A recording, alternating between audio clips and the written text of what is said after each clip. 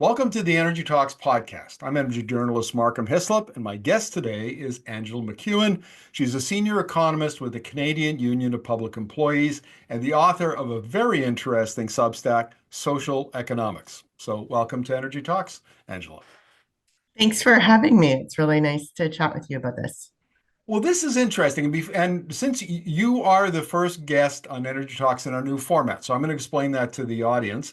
Folks, you will probably know that we've introduced the Energy Show about almost 3 months now. It's taken off like it is grease lightning. I'm telling you, it's become one of the most watched Canadian news shows on YouTube already.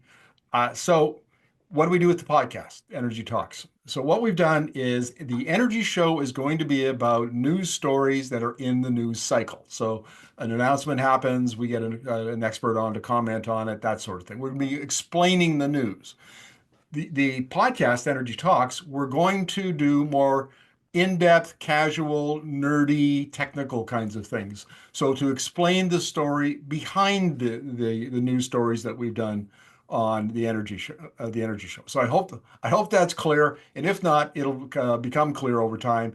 And as a signal, so you know absolutely which show you're watching or listening to, or watching anyway. I will have a suit on for the Energy Show and my trusty fleece for the podcast. So you'll always know what you're watching. So I hope that's clear and clear as maybe as clear as mud. Who knows? We'll find out. Well, Angela, thank you very much for doing this. And I read your Substack yesterday responding to Donald Trump's April 2nd tariff announcements.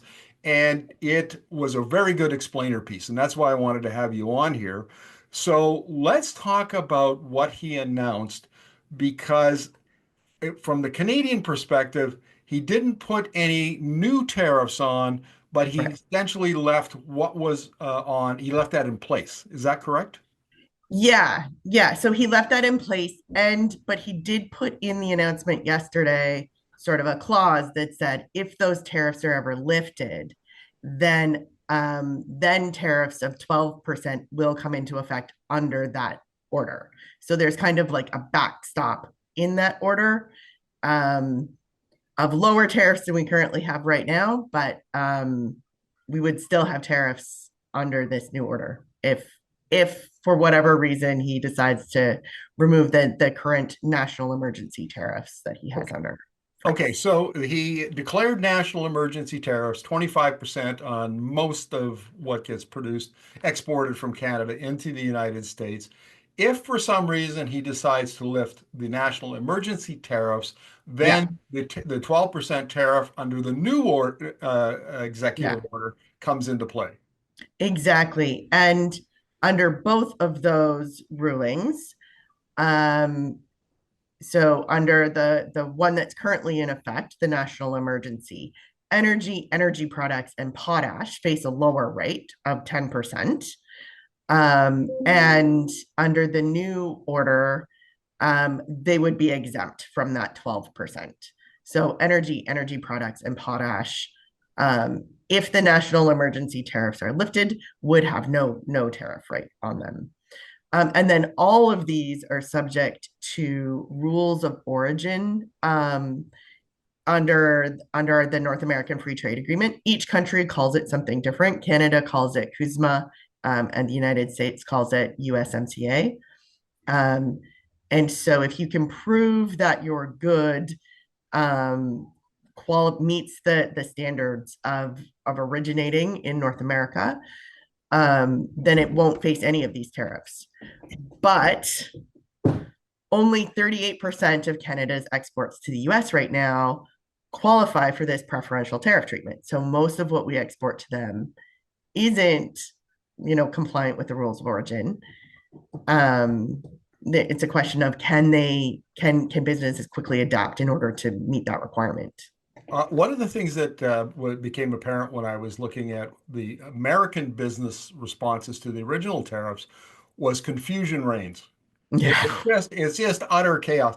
You'd have executives of let's say refining companies, and they would be calling the Trump White House on a regular basis, almost daily, Please explain this to me. How is this going to be applied? Do I have to pay it? Don't I have to pay? I mean, it is just bananas, and I expect that that's not going to get cleared up on either side of the border for a while yet. Um, Well, yeah. So for example, I would have expected that Saskatchewan potash would qualify for rules of origin under the trade agreement because the first kind of line is obtained or produced wholly within one of the regions of the trade agreement. And we mine potash in Saskatchewan and ship it down. And so it's possible that because there was no tariff to apply for an exemption for, that these companies haven't even thought about what it would mean. And so if you're using some kind of so in like natural gas or pipelines, if you're using like something to dilute it, if you're using something to transport it, and you're importing that, that might be affecting the calculation for rules of origin. So there may be practices that they could adapt to change to make it qualify, but it's going to be super specific. So, like you said, people have been calling the White House. U.S. Customs and Border Agency put out a list of 800 products for import codes that qualify under energy resources and potash. So it's really complicated, and yeah, one of the things that is not clear that it's covered, or maybe it is clear now, but under the original tariffs, electricity was not included. And there was some speculation about why that is. First of all, I had an expert on who said, "Hey, how do you tariff electricity? That's really difficult. Just the aspects of them. It's an yeah. electron in a cable. How do you do that? And secondly, electricity is so central and fundamental to the any economy, but certainly the American economy. And Quebec and Ontario supply a great deal of electricity to the New York and New England area. Manitoba supplies the Midwest. BC Hydro supplies the coastal regions like Washington, Oregon, and California, and interrupting the flow of that electricity could have catastrophic effect on the grids, the Mm. American grids, and that I mean you could literally crash them. That would be one potential outcome, and it could take weeks or months to get them restarted. And so Trump says, "Well, that might hurt us a lot." So I'm not going to tariff that. And that's, I think, one of the reasons why he backed down so quickly when Ontario Premier Doug Ford came out and said, well, not only will we put an export tax of 25% on our electricity, but if you really want to get into a trade war here, we'll just flick the switch and shut it off. And he backed down right away. And anyway, so where does So electricity I've fit in? talked to energy workers that work for Ontario Power, Manitoba Power, and New Brunswick, and their understanding is it would actually have been quite difficult for us to shut it down, and it would have could have damaged Canadian infrastructure as well as U.S. infrastructure. And there's also like it kind of goes back and forth, like all of our trade. There's stuff that just goes back and forth. And the other piece of it is that even though it's important, it's really only about 1% of their total electricity use. And the reason that they buy it is often, or has been recently, because it's a lot of hydroelectricity. It's a lot of greener and low cost. And so that's not as much of a priority. So they could potentially, bring up gas plants to replace it. We had looked at how they might do it, and we thought there are regulators that we make contracts with are exporting, and that they might just charge the regulator a 25% or 10% tax and have the regulator pay. But yeah, it was complicated, and it was clear that there wasn't really a point to it. But that's true for all of these things, right? Yes, yes, it is. Well, I had Scott Jansen on, who's a grid engineer, Okay, and he explained that Quebec and BC have DC high transmission lines, and okay, these direct current lines could potentially be shut off without damaging the Canadian infrastructure. But Manitoba and Ontario have AC lines, alternating current, and that is much more difficult and likely to damage the infrastructure. So So that's why those workers would have told me that from Manitoba and Ontario. That's interesting. Okay. yeah, yeah. I mean, but that gets to the complexity of Yeah. this, doesn't it? I mean, how complicated it is because the two economies are just so tightly integrated. And what I've been making an argument, and I'd be curious to get your response or your take on it, which is that when you have economies like this that are so tightly integrated, the question becomes who has the leverage? The Mhm. supplier, which is Canada, or the customer, which is the United States. And I would argue, in fact, that the in this case the leverage, the greater leverage, is enjoyed by Canada because what we by shutting things off or taxing them, putting an export tax on them, we really can mess with their industry and with their markets and so on. Whereas if we stop doing it, like say exporting electricity, we suffer economically. Like we'll enjoy less revenue and so on, but not to the same extent as the Americans. Would you agree or disagree with that argument? I would agree with that. I would agree with it for a couple of reasons. So it seems as if like American news coverage, so his base, Fox News base, they're not really getting, the full picture of what is going to happen, what is happening from Trump's tariffs. But if the cost of food and the cost of energy and the cost of gas start going up markedly, they're going to be like, hey, wait a minute, what is going on? So that provides like that tangible signal, that price signal of the consequences of what Trump is doing. And then that changes his support base rapidly. And as Canadians, we're very motivated to be able to defend because he was challenging our sovereignty, right? Like this isn't just a trade disagreement. This is like a fundamental economic war. And so we're very motivated to be able to withstand, I think, a little bit of like um of that pain in order to make our point. Um, Well, yeah, speaking of pain, that's like for those reasons, I would agree. I have another thing that I want to run past you, and that came up yesterday in my interview with Ed Hurst, who's an economist and lecturer at the University of Houston. And what he said was, I mean, this is Ed's very devious apparently, because what he said was, he said, look, in the United States, we want to have data centers. That's a big deal Mm. because we're competing with China on artificial intelligence. That requires extensive data centers, and we want that here. Well, Canada, why don't you lure the American data centers up to Canada, use with our clean, reliable, low-cost hydropower, and then the exports that from Quebec and Ontario, and just divert them into the data centers. So on the one hand, you've hurt them because you're taking Oh, all of that investment in data centers away. And on the, and you're also hurting them because now you have less electricity to export. But hey, too bad. We're in a trade war. You asked for it. I don't know. What do you think of that strategy?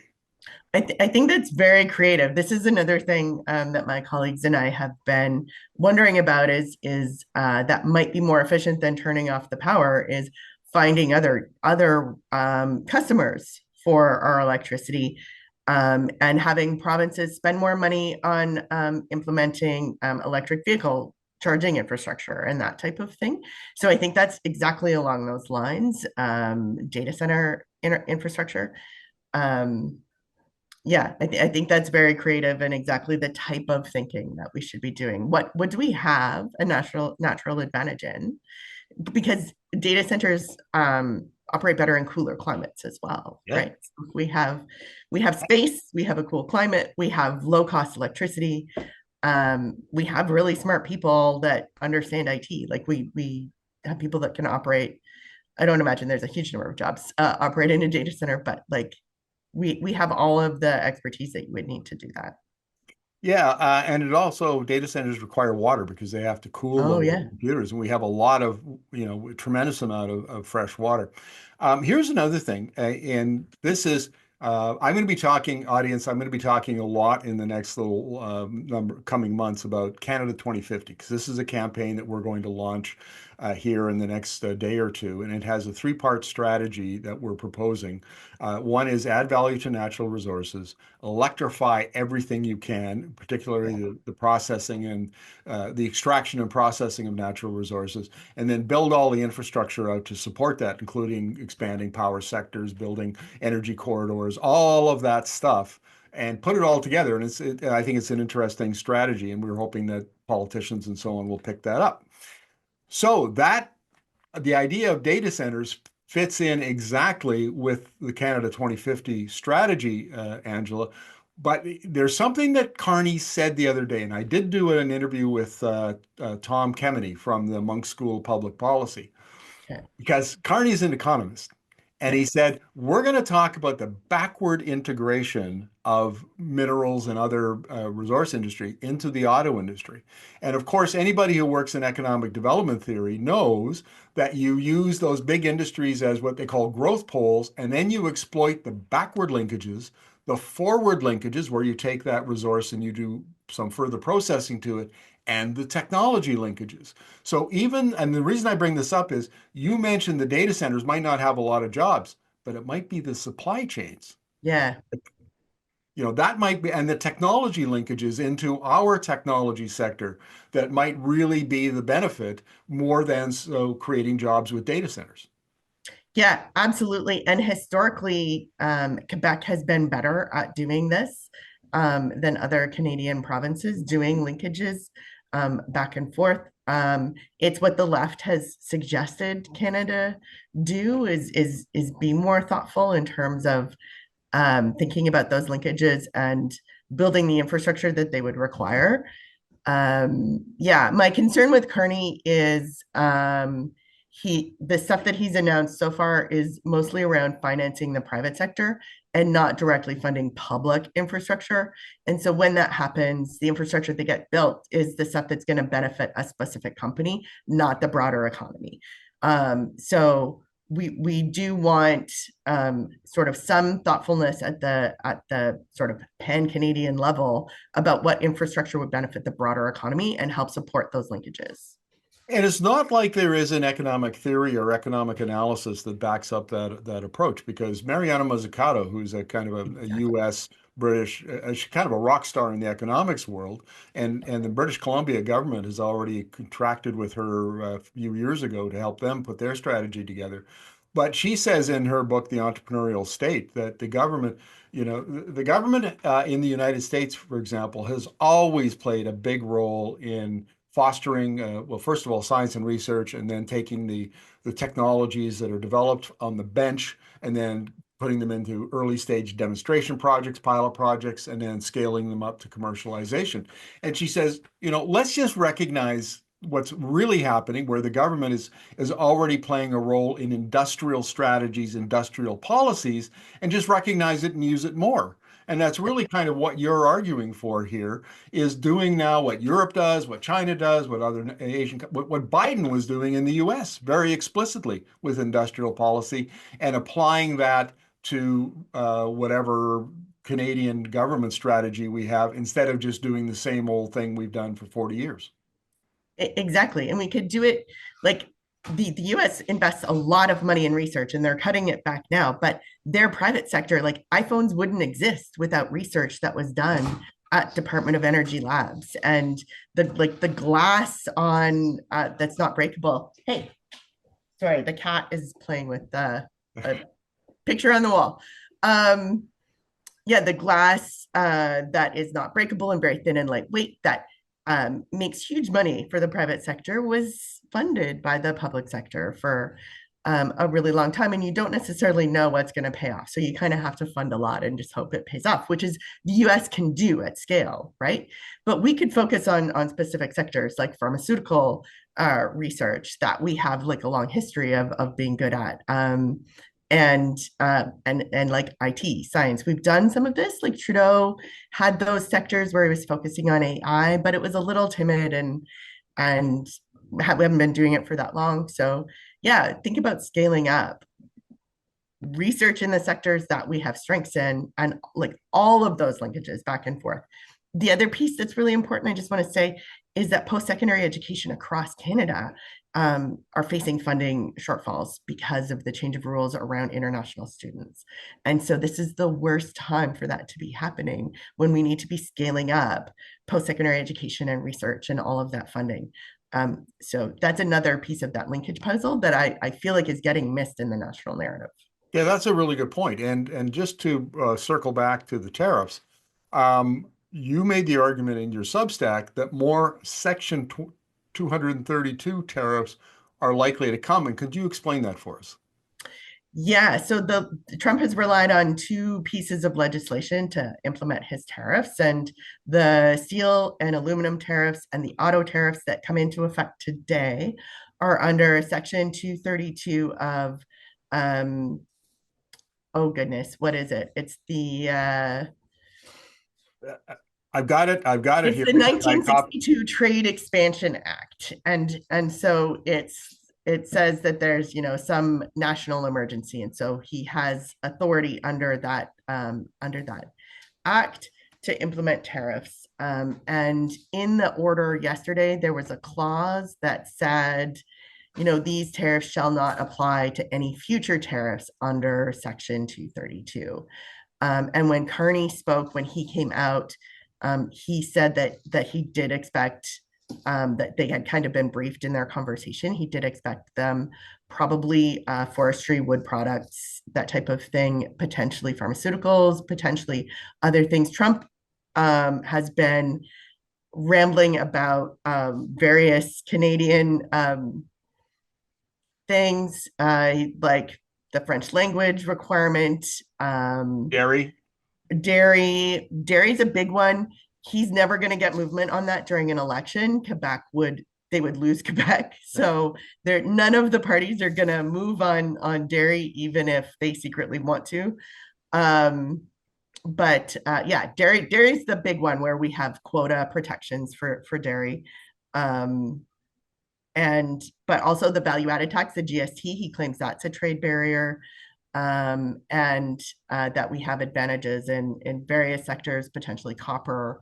Like it's really just, I think, whoever talked to him last.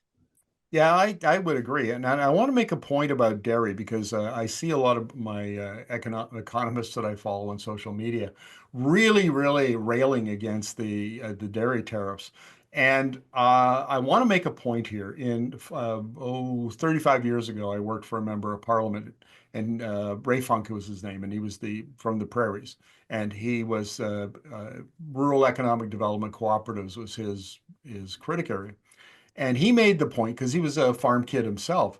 He said the protection for the supply management protection that we have for our dairy sector is really a decision that we made as a country that we would protect the family farm. That Yeah. not allowing our agriculture sector to follow the American example where you have nothing but big corporate farms, and that's all there is. Very few family farms are left. He said, and the price that we pay is those higher is supply management costs and tariffs and what have you. There was a consensus 35 years ago that we were prepared as Canadians to do that. And I feel like that consensus, we just aren't aware of it anymore. It just never comes up in conversation. And maybe that's what needs to be part of our conversation. Do we still value the family farm in Canada? Huh. So I'm a farm kid. And when I go back to where I grew up, there's like fewer and fewer families left. The school that I went to, a few years ago, they bulldozed half of it because there's just not as many kids around. So I definitely have like an emotional, uh, just, whoa, right in the feels there. But I do think that we value the family farm, but I also think we value the additional quality that those quotas ensure, because you don't have to cut corners and you don't have to um, just like threaten the quality of the product, especially if you're talking about milk and dairy and that kind of thing. So that's what the quotas really protect. We have higher standards than the US. We have like not as much genetically modified stuff. We have not as much like antibiotic use. The cows are healthier. And I think that's really important, that higher quality of food. And that really gets to part of the thinking around free trade. It's like, what is the point of the market? The market is to drive profit. And so if it's profit at the cost of all else, yeah, maybe that's fine for some things. But for food, maybe not, right? Like food, maybe we want to protect those standards. And for healthcare, maybe we want to make sure everybody has access to it. So I think that it's really important to talk about our economy and understand that different parts of it might be best governed by slightly different rules. Well, let's wrap up our interview, Angela, with conversation about the uh, the CUSMA or the USMCA agreement, whatever we're going to call it, because given the fact that the Trump has already moved in the direction of exempting some or using that agreement to